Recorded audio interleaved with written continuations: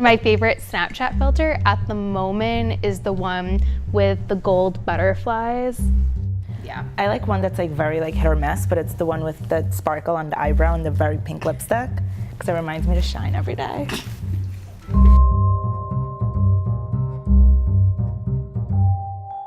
This is Stephanie Guzman. She is the 2010 and 2011 New York Wiki Scholarship recipient. And one thing I love about Steph, among so many things, is that she is really inspiring and a true go-getter. This is Taylor Trudon, ta-da!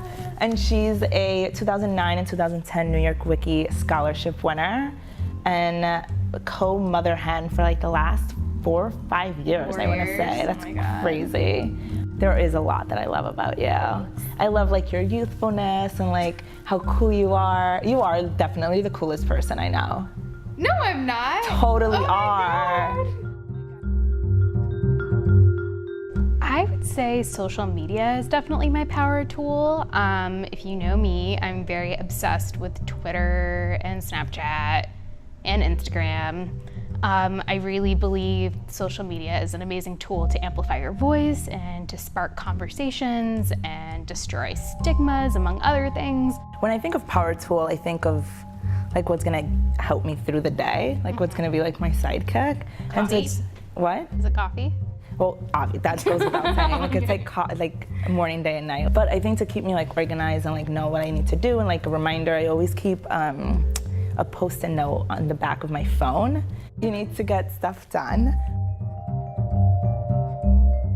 It would be to maybe be more of an advocate for myself, because I think that, you know, I was very much a small fish in a big pond when I first started out in my first job, and I think I was really intimidated by the people that I was working with who were really talented and really smart. And I think that there were times where I felt like this, and I still feel like this sometimes today. But you feel like you have imposter syndrome and you're like, oh man, like I don't think that I'm supposed to be here. Something I learned is that, you know, you do deserve to be here and you do work hard and just, you know, advocate for yourself and don't be afraid to ask questions. Yeah, I like the asking questions. Because sometimes you don't want them to think that you're like incompetent or that you don't know what to do. But it's like we don't know what we're doing. You know, we kind of look to other people to kind of help us and feed us more knowledge. I think for me, what I've learned is to stay true to who you are and don't, if you have the opportunity to say no to whether it's, you know, certain account work or assignments that don't really align with your passions or where you want to end up, and definitely your, you know, like your morals and your ethics, just, you know, I think that there's a way that you can respectfully say no to something. And it doesn't come easy, but after a while, if you get pushed into a lot of work that you don't feel comfortable or passionate about, it affects your work quality.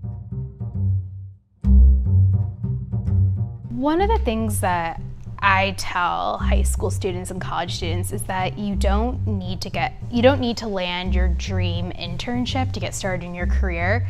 Like, you are already an expert at social media. You already can use Twitter and Snapchat and any other app probably 10 times better than any adult. So to own that and to use that to your advantage. So maybe that means starting a blog or, you know, starting your own YouTube channel, or maybe it's launching a Kickstarter campaign about something that you're passionate about. One of my very first like intern supervisors told me was to pick out a niche. So I had to like pick like something that was gonna make me different from everyone else that had 4 internships at like big companies and like graduated at the top of my class, etc.